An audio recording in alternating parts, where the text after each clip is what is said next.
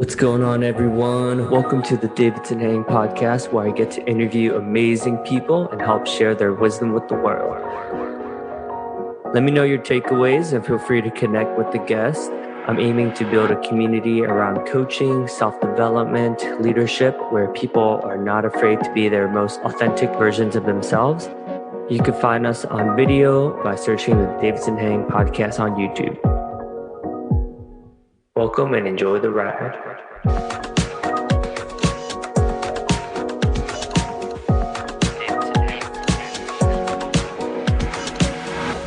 Hey, what's going on, everyone? Excited to introduce you one of the most interesting guys I've ever met in my life, Fung. So I know him because he was on the board of the LinkedIn Asian Alliance, and unfortunately, he's left us to go to SAP SuccessFactors, where he is a senior HR value advisor. He's also a father. He is a big traveler, a world traveler, and has a really interesting background. So I'm excited to share with you all our conversations about coaching, and diversity, inclusion, and belonging. And yeah, I think this would be interesting for a lot of people. Welcome, Aaron. Thanks, Davidson. I appreciate you having me here today. Yeah, yeah. I know when we first met, the who was the founder of the kombucha aid again? Oh, Vanessa Du. Yeah, I that was such an awesome event. Like, it's so inspiring when you see Asian entrepreneurs and clearly, I drink tons of kombucha and I go to Trader Joe's a lot. So, I was super excited when you were able to get here. So, Yeah, I think it was a good way to remind people that not everyone has to go down a corporate path, and if you have the passion to create something of your own, you should go do it. And Vanessa Du is the chief revenue officer and head of sales for a very prominent kombucha company, and I think that it's a wonderful story to tell. yeah, it's cool to have, I know the LinkedIn Asian Alliance is one of the newest ERG, right, at LinkedIn. So it's cool. Like when I joined, it seemed like everything. So it's interesting to see like how that it was all brand new, but you wouldn't have known, right? When you join an organization, it seems like Leah could have been around for, so many years. So thanks for all the groundwork that you and others have put in to put, to make such an awesome org. Yeah, well, I'm sad I don't get to keep doing it at LinkedIn. Obviously, I've left LinkedIn a little bit under a year ago, but glad to hear that it's still growing and still keeping people engaged and educated. Yeah. Yeah. And I'm also, I mean, actually, I'm really curious about your travels because I like traveling. Definitely haven't traveled to as many places as you have, but what are some of the things you learned just from traveling? I mean, I'm sure there's so many. Like we can probably do just like a whole episode about that. But share with us like some of the more recent travels that you've done. Yeah, I could easily talk about traveling for hours. And obviously, the last 6 months of COVID related lockdown has been hard to not be able to travel to see my family, to go on vacation. I should also say, for a little bit of context, that the reason why I love to travel is because my mother, before she passed away, was a travel agent. And actually, she was not just a travel agent, she was also a paraplegic. So Wow. you have the contrast of a woman whose job it is to help people travel, but who she herself could not travel because she was disabled. And so I made her a promise about 8 or 9 years ago, which was everywhere I go in the world, I'm going to take you with me by showing you the places I eat and the people I meet and the landscapes and cities that I get to see. And so I made a promise to myself, which was to do 100 countries by my 45th birthday. Wow. And I turned 38 this past summer. I'm at 40 countries, which is not being helped by COVID-19 at all. But the last few years have definitely been particularly powerful just in terms of seeing places that I never thought I'd get to go in my lifetime. Havana, Cuba is probably what comes first to the top of my list. Um, Oslo, Norway, and Santiago, Chile were two other like noteworthy cities that I went to over the last couple of years, and each one very different from the other. But in every place, you can always find good coffee. You can always find nice people, and more than likely, you're probably going to find something that drives you crazy. It's just about figuring out what that is, once you're on the ground.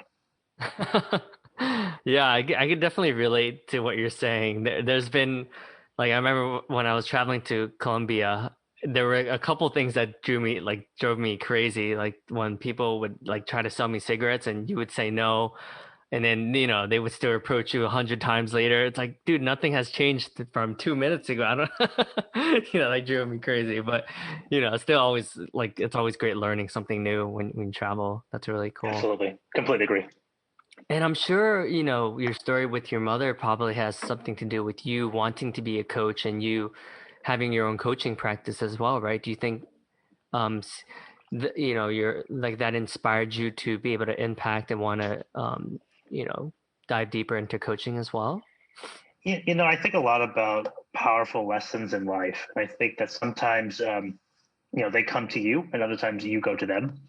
And more often than not, my mother would teach me a lot about life just by virtue of who she was and how she lived. So I think coaching is interesting because the first time I had a coach was 10 years ago in business school. I didn't know what a coach would do for me or how I would grow or benefit from it. But what I learned in those first few months of working one on one with an executive coach at Vanderbilt was that it takes a little bit of a shock to the system to get perspective on who you are, who you want to be, and what's stopping you. And after having a number of coaches over the last decade, I gradually began to help coach other people, mainly, alumni and current students of my business school. But it kind of naturally grew, and it became a really powerful way for people to learn about themselves. Mm. And I think most people think of a coach and they think of like basketball or gymnastics or something where someone's telling you how to do things. And that's not really what like my coaching is all about, or I think what I went through. It's much more about what can someone ask you to think about or do, and then what can you summon or I guess create for yourself. So it's that traditional, I'm not going to give you a fish, I'm going to teach you how to fish kind of moment. Yeah, yeah. As someone who's graduated from a bunch of different coaching programs as well, I think it starts with the inner journey, right? I think that's how a lot of us getting to coaching. For me, I realized like, okay, like my life is not where I wanted to be. And I was like, all right, let me do something about it instead of being a victim and like repeating the same things and expecting a different result. Yeah, And in, of course, meeting all these amazing people who are coaches, you start to see, huh, like what are they doing differently? So that's how I got into it. But I love what you said about teaching someone how to fish, right? It's so much more valuable when you develop the right structures and processes and have the right habits instead of someone doing it for you. And I mean, I think there's a time and a place for that. Like I think leverage is important, but at the foundation, at the core, right? If you can be able to have awareness around some of your automatics, then it's more empowering. Like if you're able to see your blind spots and do something about it. completely agree. And I think that certainly there are, like you said, there are times to be dependent or codependent, but many times it's important to have self-sufficiency, especially when it comes to making decisions that affect yourself and people around you.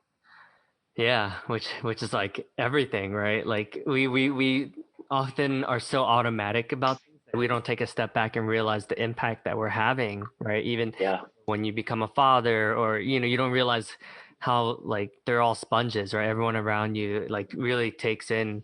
So it's like more about who you're being versus like the doing aspects a lot it's of so true. Very true. yeah. And so you seem to be very involved within the Asian community as well. Were you always involved at a young age? Like what made you really want to um, spend so much time help in the Asian communities? I remember being, I think, a sophomore or junior in college, and I went to a liberal arts college in Tacoma, Washington, the University of Puget Sound, and I remember joining the board of the Asian Pacific American Student Union. There wasn't a particularly large Asian population at my school, and it was kind of a jarring contrast because I'm from San Francisco, where the population is incredibly vibrant and diverse, at least for Asian Americans. And I think ever since then, I've always kind of found ways to get involved with the community. I've done certainly less from a community service perspective than I would like. But when I graduated from college, started working, one of the first organizations I got involved with is Ascend. And for those who haven't heard of it, Ascend is a nonprofit that's focused on developing Pan-Asian business leaders in corporate America. So for me, it was interesting to talk to people who were in different jobs or industries, particularly in accounting and finance at that time, and discovering that there were all these common issues around, gosh, a lot of Asian folks get into certain jobs, but don't rise to the top of their respective organizations. Yeah. Why?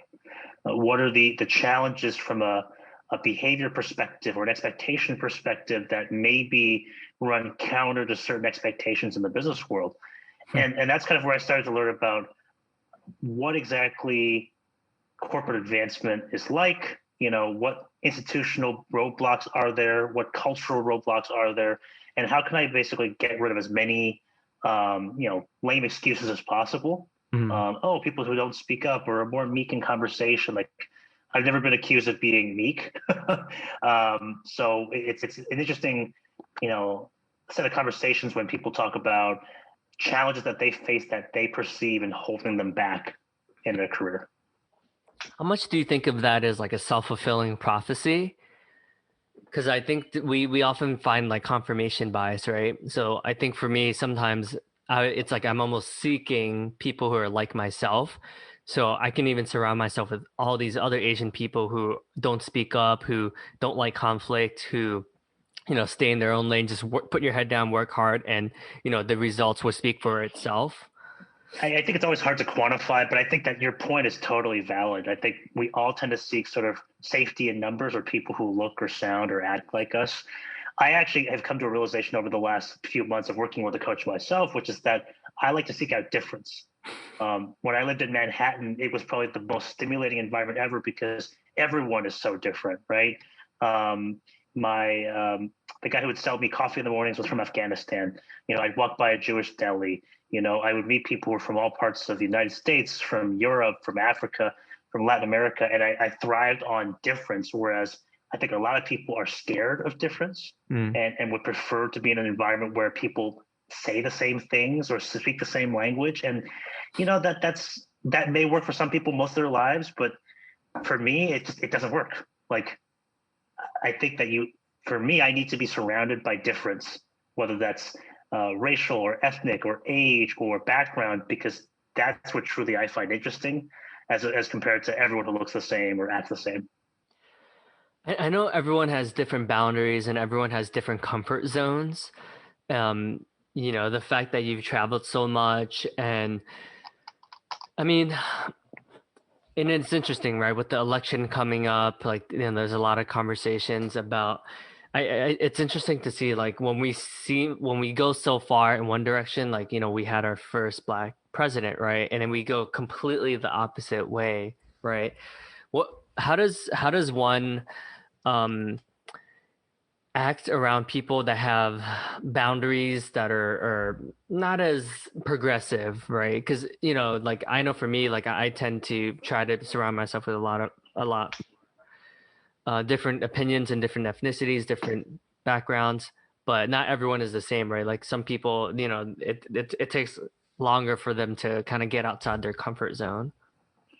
I mean, I think it's important to think about what you can control and influence and what you can't change. And certainly you can influence other people's, beliefs or ideas, but at the end of the day, you can't control anyone else outside of yourself. So, how do you keep an open mind? How do you listen and acknowledge and compassionately understand what someone else is going through? I encourage anyone, regardless of political belief or exposure to people of difference right now, to just even take a listen to anything on the other side and see, is any part of that reasonable?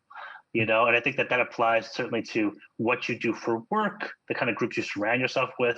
And I fully acknowledge that, where I grew up, where I live, it, has not always been the most, vibrantly diverse areas. Like, San Francisco has diversity, but not in equal measure and not in every group. I moved to Chicago 2 years ago, and now I live on the North Shore of Chicago, which is even less diverse than Chicago itself. So certainly less racial and ethnic diversity than I would like here.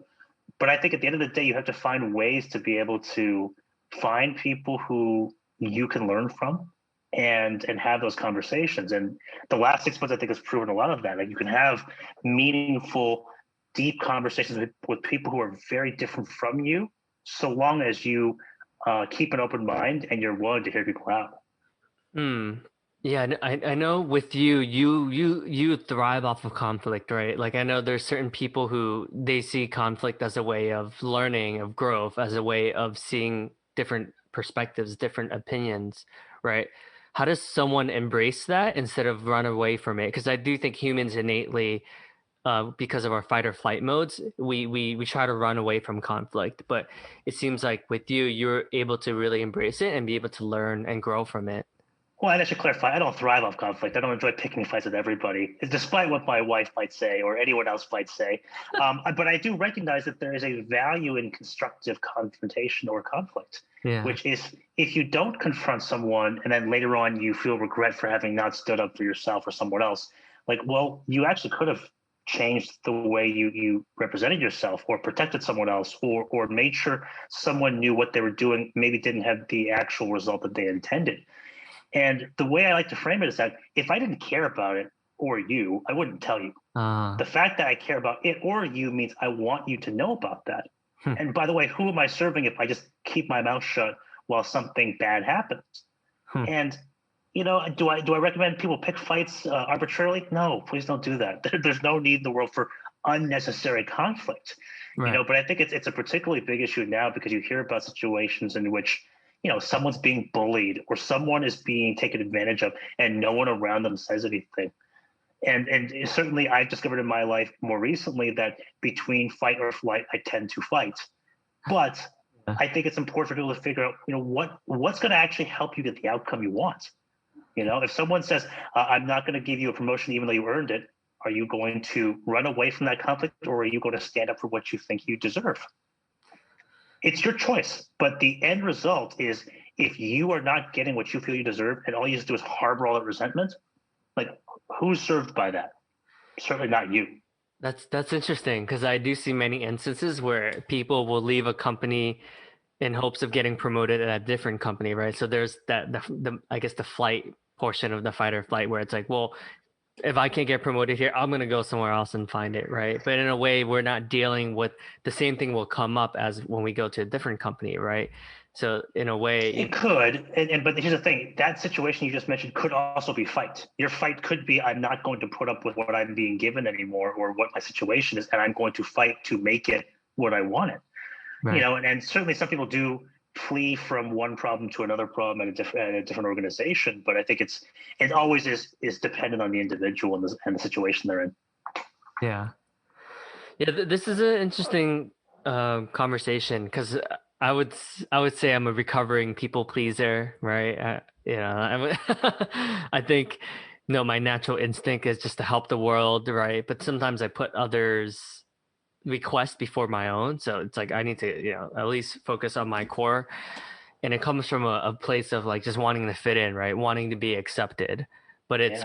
it's interesting because it usually doesn't serve me. Right. I mean, I think sometimes it serves me, right? Like I have a lot of friends, I have a lot of LinkedIn connections, right?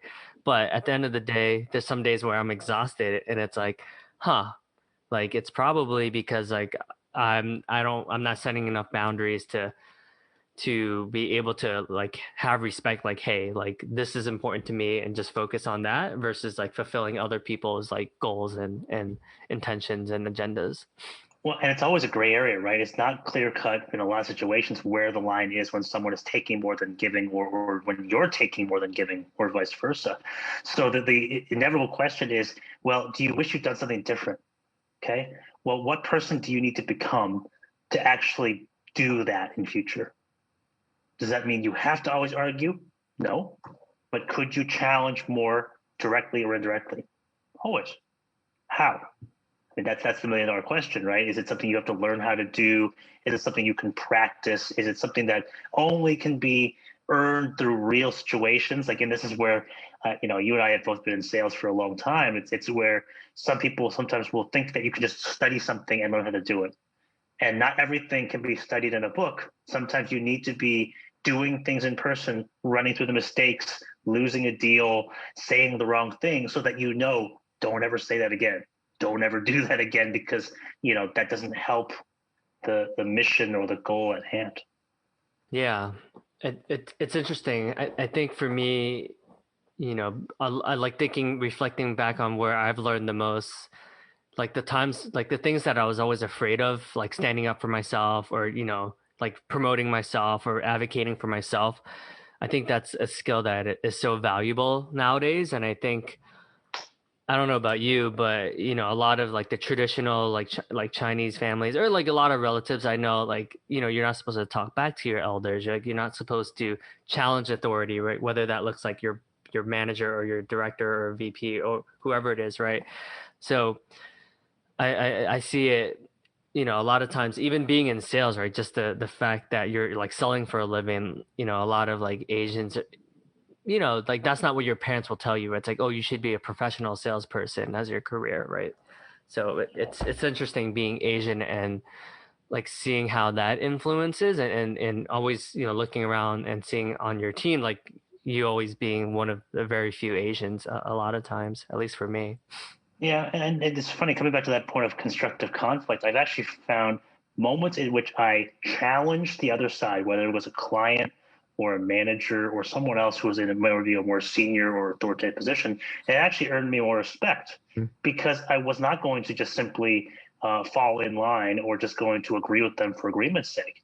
There was one customer who said, I don't think you guys have this ability to do this. And I said, respectfully, I disagree. And the reason why I know that is I have the data to prove it. And if you give me a chance, I can actually show you that your idea is incorrect. It's actually the opposite. And she said, that's great. I had no clue. Thank you.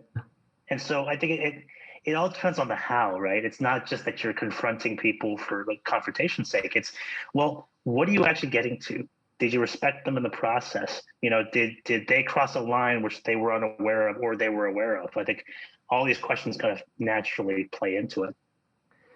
Yeah, yeah. I mean, I think one of the most valuable things you can do as a consultant, as a, in sales or anyone who's an advisor is challenge preconceived notions, right?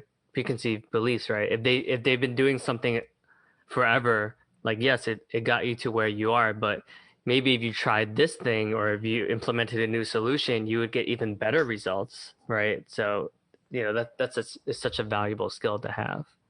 And I think at the core of that, which is I think a skill that everyone needs to work on, is how do you ask powerful questions? Whether it's in coaching or sales or hell, even becoming just friendly with people. Like, do you ask them the right question? Hmm. And this is an interesting cultural contrast example, but in San Francisco, one of the questions that everyone asks each other when they're first getting to know people is, what do you do?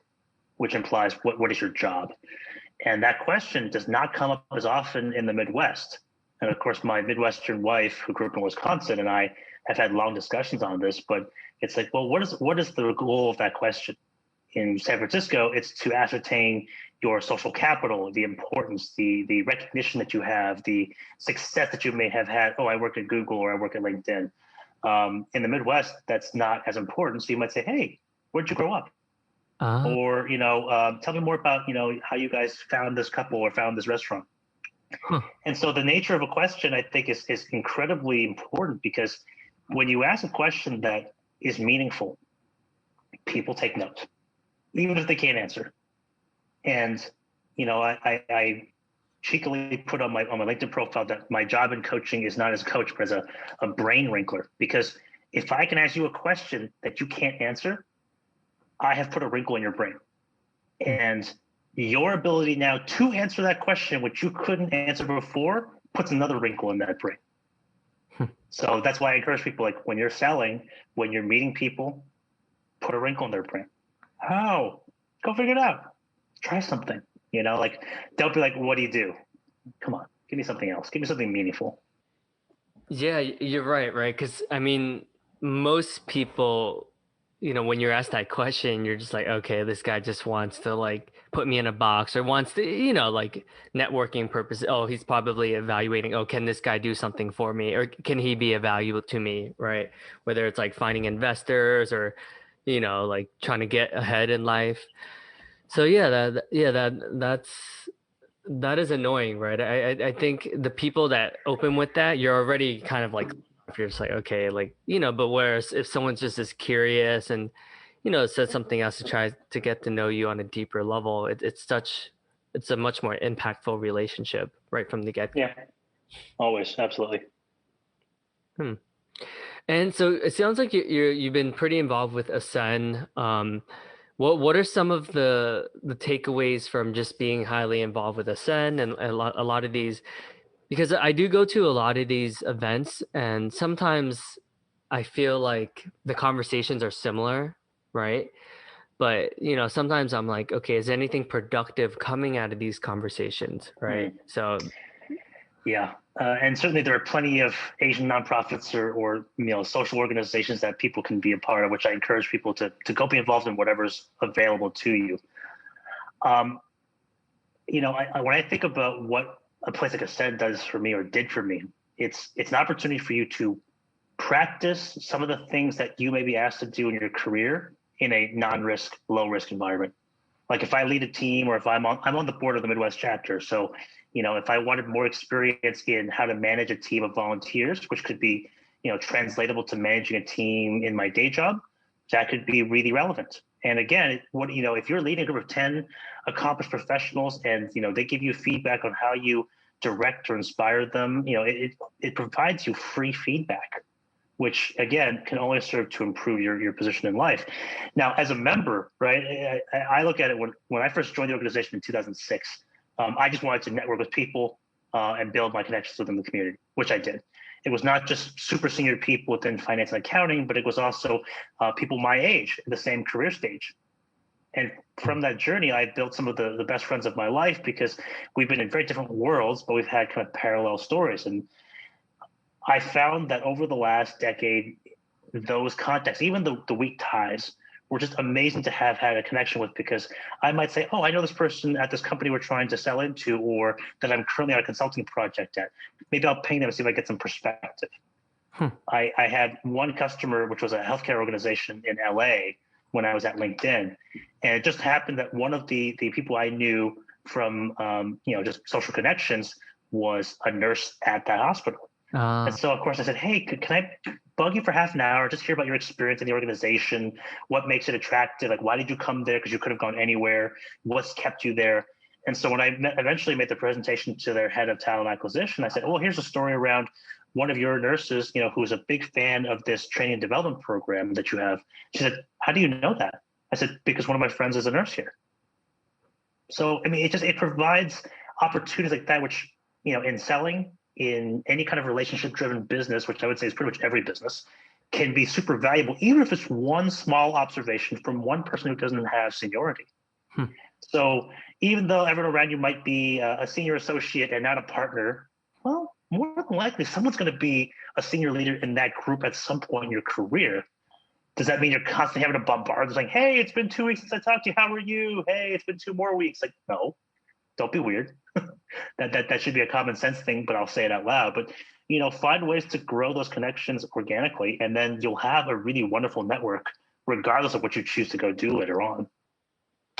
So it sounds like networking and going learning different perspectives has obviously served you in your career.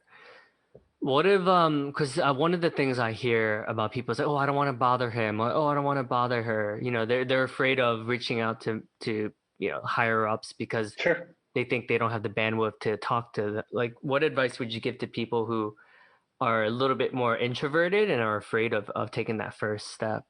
I give a question. How do you know that you're busy to talk to you? Of course, the answer is always, well, I don't know. Like, so you're assuming. Yeah. Well, yeah. Okay. What if I told you that not only was that leader willing to talk to you, but that you would distinguish yourself by making that ask? Would you ask? Of course. And how are you going to know until you ask? I mean, some people might say you're just talking them in circles. Like, no, I'm not. I'm actually attempting to circumvent their superego, their inner critic, that part of their psyche that's attempting to keep them safe. Mm. What if they say no? They say no. That's not the worst thing in life. On the list of the worst things in life: getting COVID-19, seeing a parent die, getting struck by lightning, getting cancer. Take your pick. There are plenty of terrible things. I do not understand how people can be afraid of getting rejected from a conversation and have it be the worst thing in their life. Now, do I recognize that not everyone is extroverted? Absolutely. But you don't have to be an extrovert to ask someone for their time. In fact, if anything, extroversion has nothing to do with it because that's where you regain your strength, not in your inherent behavior. Mm. You can be a classic introvert, ask someone for time one-on-one, go talk with them one-on-one, and then take your time to recover by yourself. Has nothing to do with your introversion or extroversion. Has all to do with your fear of getting rejected, which unfortunately prevents a lot of people from activating a connection, a mentor relationship, hell, even just a good set of perspectives from someone who's been in a different place. That's so true. So many takeaways there. I think many people like double down on the extrovert thing as an excuse or as a way not to take as many risks, right? We're like, well, I'm an introvert. I would never be able to do that. Can I swear on this podcast or should I keep it PG? Yeah, I'm just fine. That's bullshit. I mean, that's such bullshit. Like, I don't understand how people are like, oh, well, I'm an introvert. Yeah. So, I mean, that's an excuse and a pretty lame one. And I mean, if you want me to try to talk you out of it, I can. But if you don't want to do this and you don't want to advance your career, that's your choice. It's up to you. I mean, if you don't want to talk to anybody, gain knowledge, and do it all on your own, could you still be successful? Maybe. Not likely, though, if you don't have any understanding of where the risks come from, where the guardrails are, who is who does what. Like, we don't know any of that. How would you ever expect to be competitive with other people who are as smart as you but have that? Yeah, I like what you said about it's a choice. I think many of us say like, oh, well, I don't do that because X, Y, Z, right? There's always a rationale behind some of our actions. And sometimes I see that we're using so many like every excuse in the book not to do that, not to make those hard. I mean, not even hard, but not to do something that's uncomfortable. Like I think a lot of people are afraid of putting themselves out there. And that's where that the inevitable question is, what's the worst that could happen to you? Oh, they might say no. Please tell me how them saying no to you is the worst thing that could happen or the worst thing that could ever happen to you in your life. Go ahead. And of course, then someone will then say, well, it's not the worst thing ever. You're right. It isn't. Yeah. And it's a mentality which, I mean, I started my career in sales, but I did very poorly because I was paralyzed by rejection. And I also did not fully, I think, buy into the product I was selling, which was wealth management. So that's a complicating factor. But if you're going to sell anything, you either have to believe in it or come across like you believe in it. That's it. I like what you said about paralyzed by rejection. It's crazy to think that more people, statistically speaking, are afraid of public speaking than death itself. Right? Like to me, that's mind blowing. And to your point, it's because of the fear of rejection. Like, what if I get on stage, even if it's 10 people, and someone doesn't like me? That they think what I have to say isn't valuable, or they fall asleep or something like that. Right? It's fascinating to think that that's the most common fear in the world. And by the way, it's to be expected. Not everyone is going to love what you have to say. If that was the case, we would be basically clones of one another. We would have no difference, no perspective. We would all be the same, which to me personally would be the worst kind of world where everyone's identical, right? It's like the Matrix. And we're all plugged into machines, with big wires sticking in the back of our heads. That exact example, too, I think is also really connected to me because I remember, as I grew up from age 6 to age 14, I was on the stage a lot doing plays and musicals and musical theater. So I got used to being the center of attention when I would perform.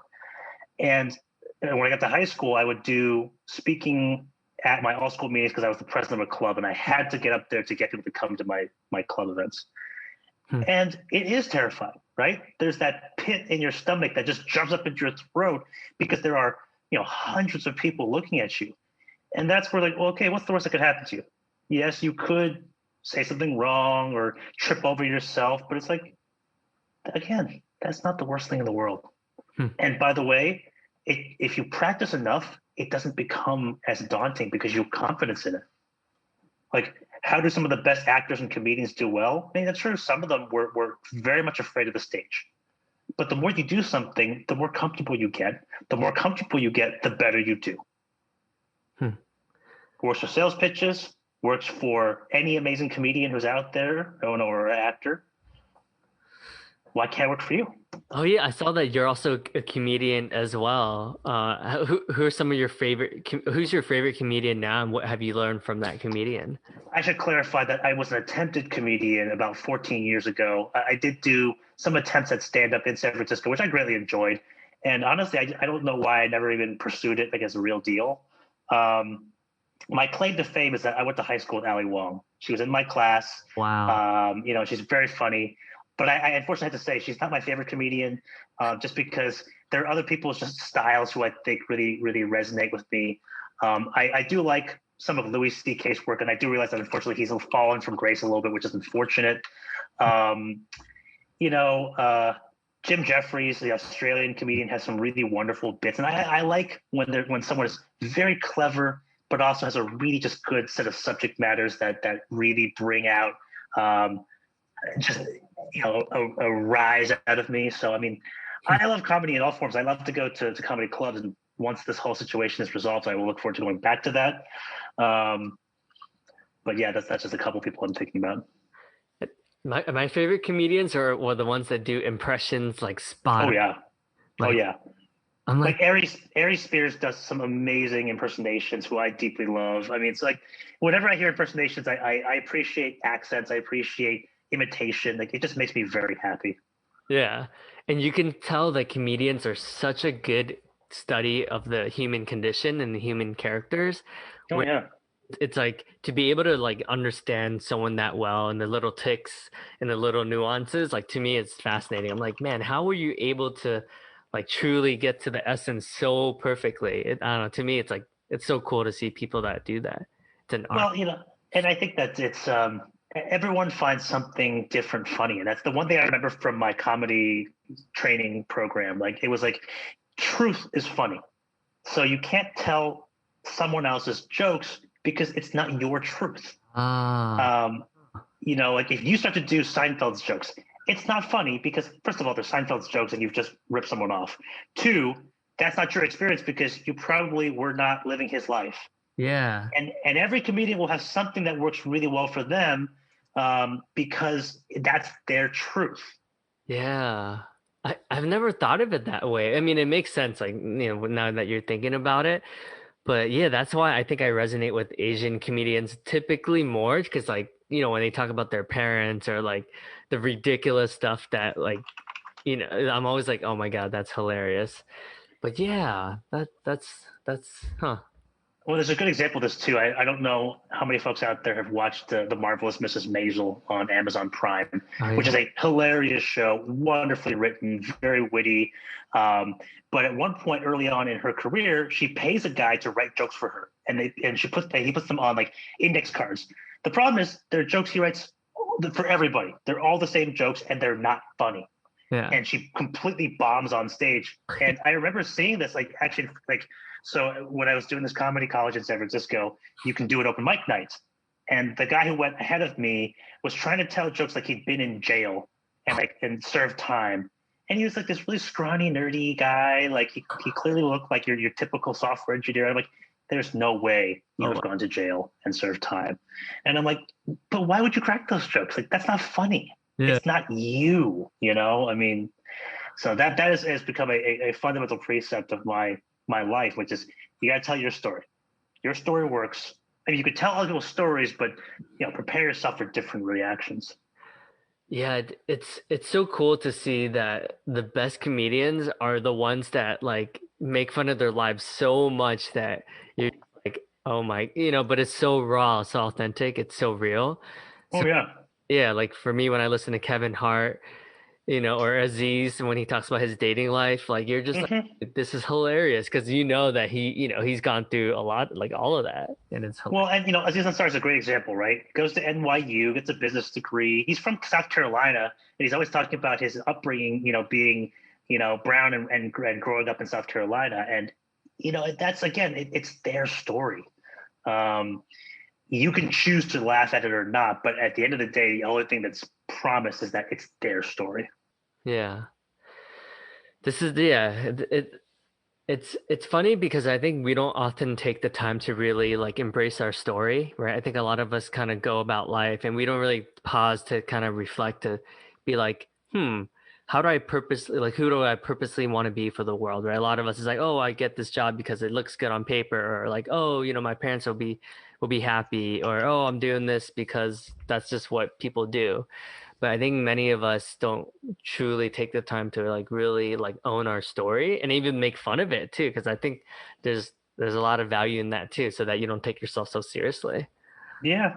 Well, and so many people will go do something because that's what's expected or what society says you should do. And I had those moments in my life, especially coming out of business school, like saying, "Oh, I have to do this," or "I should do this." And over the last few years, I've realized that you shouldn't do what everyone else expects of you just because they expect it of you. If that's actually what you want to do, of course, go do it. I mean, I went from working in banking to consulting to tech. Like I followed like some of the most like traditional paths for post MBA education. But the reasons for my changes were because I was finding out slowly what I wanted to do in life. I went into banking because it was a paycheck, and in retrospect, it was a terrible decision, which I've told everyone like that's my mistake. I picked the wrong path. Mhm. Consulting was a wonderful educational experience, but I also had challenges in the environment because I couldn't do projects related to talent all the time, which is the stuff I loved. Ah, So when I got to LinkedIn, it was an evolution of what I loved, what I'd studied, what I'd wanted to do. And it got me to a place where I could actually do that all the time, and ultimately solve problems for people instead of just, um, putting in long hours and billing them, like I would do in consulting. So I think for everybody, like there should be an important set of questions asked early on, not just when you graduate, but before you graduate. What are the activities that bring you the most joy? mm. I mean, I really love the thrill of competition, the pursuit of something that seems out of range, and ultimately solving a problem. So yeah, sales is probably a good place to consider. Maybe not forever, but at least to start with, based on just that acknowledgement of your characteristics. If you said, I really thrive on, you know, doing my own work by myself and putting things together where there was nothing before, and I'm a highly analytical and quantitative person, engineering, computer science, product management. I mean, gosh, like, yeah, certain things just naturally fit, but you can't know that until you've asked someone what that's like, or even acknowledge like what you bring to the table. That's good awareness, and it's cool too because you went through banking and then you went through consulting, you appreciate what you have more, right? Because you've gone through that, you can say, okay, I've tried it, wasn't my cup of tea, instead of people that haven't tried it and then they're still like, oh, I wonder what would have happened if I got into banking or if I got into consulting, right? So in a way, Well, it worked out. perspective is very expensive. I think people, and I mean, hell, even at a place like LinkedIn, which I love, right? There were people who that was their first job.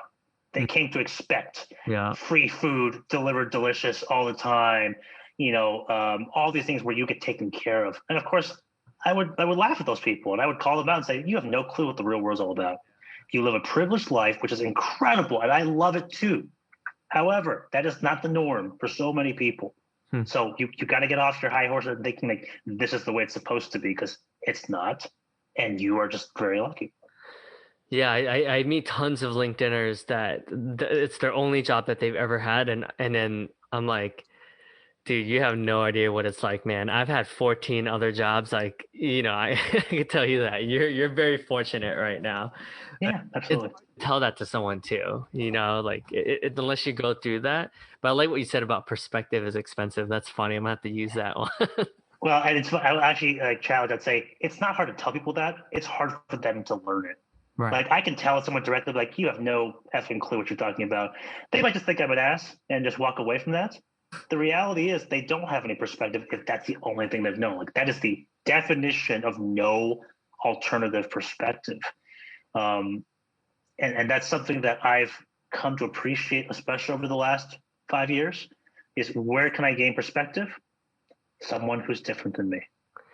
I love that. And then this is a question that a lot of people probably ask you too, and I think it's good to for people to, how do you know when to leave a company like a LinkedIn that's super well known, that's, is such a great culture, and to go into something, I mean, obviously you joined another great company, but because I do know a lot of people that, they're comfortable and they're like, oh, I know everyone, I'm doing well, I'm getting paid well. Like, how does one know when to make that jump? There's no easy way to answer this, so I'll do my best. The concept that I bring up in coaching all the time is resonance, which is when something works, it's resonant.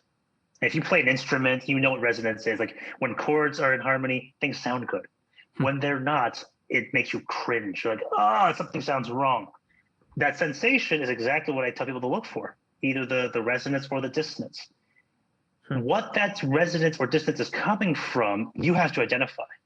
I had that my first year and a half at LinkedIn because I had a lot of variety of activity. I covered a large number of customers. I covered a large sales group. I got to travel. I had some good wins. I got to bring my knowledge and insight from the talent world to customers who are not the biggest customers of LinkedIn. It's a great experience, right? By the end, I needed to change for a variety of reasons, right? And that those dissonant moments were becoming louder than the resonant moments. And so when people work with me from a coaching perspective, part of it is they're trying to get to a decision around, well, where do I go next or what do I do? I'm like, you can't actually answer that question until you know the places where you are resonant or where you are dissonant. The first time I ever asked myself, like, where are the good moments in my career where I've done well, loved my job, and felt deeply fulfilled?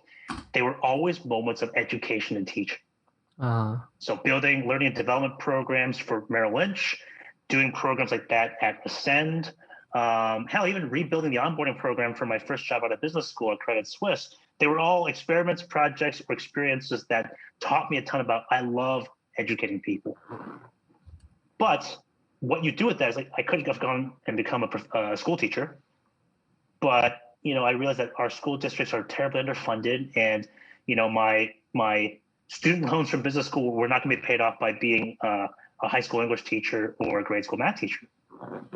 So again, you have to balance a few different things that are important within that context, right? And what you do with your career is absolutely up to you, and certainly involves a little bit of external influence, like what you're trying to do, what skills you have, what prerequisites you do or don't have. But that's where I encourage everyone. Think about what you resonate with or don't before you even make any career moves.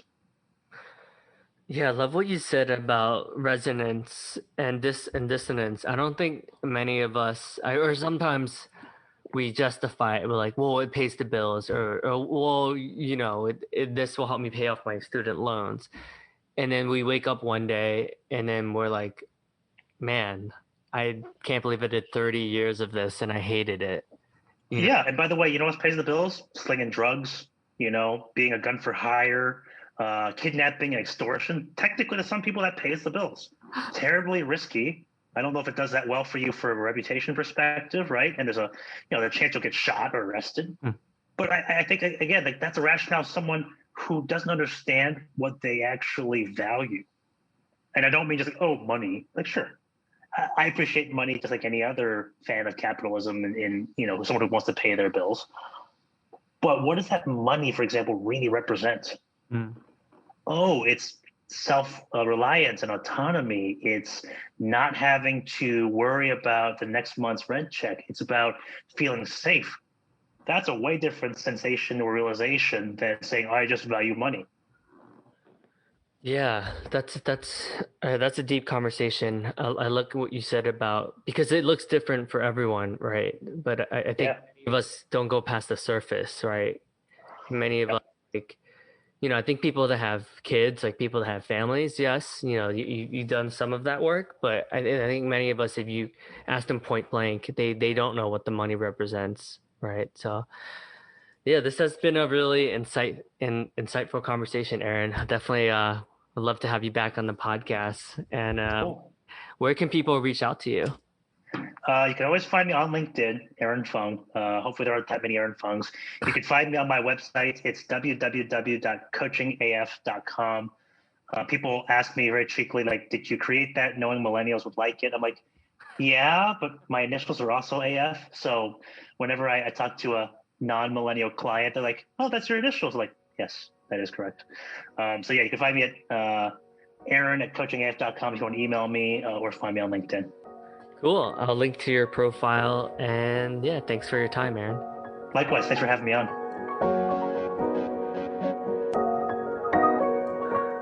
Well, that's it, folks.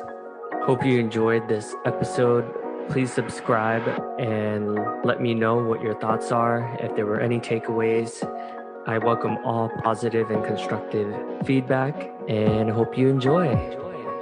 Stay tuned for more interesting stories and guests. Take care. Take care. Take care.